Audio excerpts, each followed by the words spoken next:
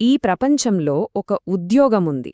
అది మన కంటికి కనిపించదు, ఆ పనికి జీతముండదు, కాని దాని విలువ మాత్రం వెలకట్టలేనిది. ఈరోజు మనమా ఉద్యోగం గురించే మాట్లాడుకుందాం. ఒక భారతీయ గృహిణి చేసే నిస్వార్థ సేవకు ఇది ఒక చిన్న నివాళి. ఒక్కసారి ఆలోచించండి. ప్రపంచంలో ఏ ఉద్యోగం చేసినా జీతం వస్తుంది. కాని ఈ ఉద్యోగానికి జీతమనేదే ఉండదు. ఏ పనికైనా వారానికి ఒక్క రోజైనా సెలవుంటుంది. కాని ఈ ఉద్యోగానికి ఆదివారాలుండవు, పండగ సెలవులు అస్సలు ఉండవు.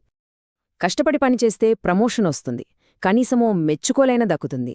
కాని ఈ ఉద్యోగంలో ప్రశంసలు దొరకవు, గుర్తింపు కూడా ఉండదు. అయినా సరే ఓ కుటుంబాన్ని మొత్తం నడిపించే శక్తి మాత్రం ఈ ఉద్యోగానికే ఉంది. ఆ ఉద్యోగమే భారతీయ గృహిణి. ప్రతి ఇంటికి పునాది, ప్రతి కుటుంబాన్ని ముందుకు నడిపించే ఒక నిశ్శబ్ద శక్తి. ఆమె జీవితం తనది కాదు, అది పూర్తిగా తన కుటుంబం కోసమే అంకితం చెయ్యబడింది. ఇంకా తెల్లవారకముందే ఇంట్లో అందరూ గాఢనిద్రలో ఉన్నప్పుడే ఆమె రోజు మొదలవుతుంది.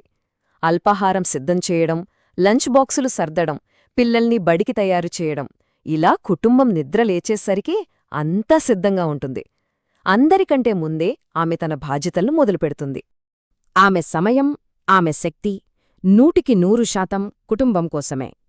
తనకోసం ఒక్క క్షణం కేటాయించుకోవాలన్న ఆలోచన కూడా రాదు. బహుశా ఆ ఆలోచనను ఆమె ఎప్పుడో మర్చిపోయుంటుంది. ఆమె ఆలోచనలన్నీ తన కుటుంబం చుట్టూనే తిరుగుతుంటాయి.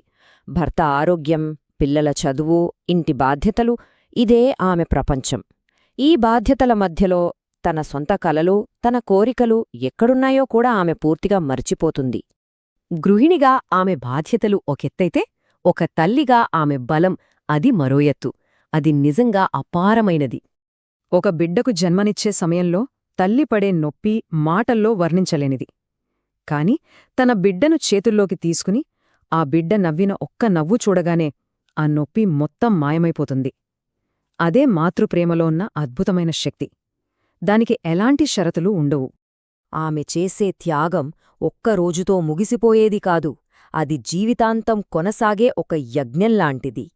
చూడండి, బయట చేసే ఉద్యోగాలకి నిర్దిష్ట పనిగంటలు ఉంటాయి, వారాంతపు సెలవులు ఉంటాయి.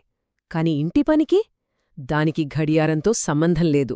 రోజులో 24 గంటలు, వారంలో 7 రోజులు ఆమె పని చక్రంలా తిరుగుతూనే ఉంటుంది. దానికి విరామం ఉండదు. కాలం గడిచే కొద్దీ ఆమె కలలు నెమ్మదిగా కుటుంబం కలలుగా మారిపోతాయి.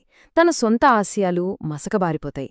వాటి స్థానంలో పిల్లల భవిష్యత్తు, కుటుంబం సంతోషం, అవే ఆమె లక్ష్యాలుగా మారిపోతాయి.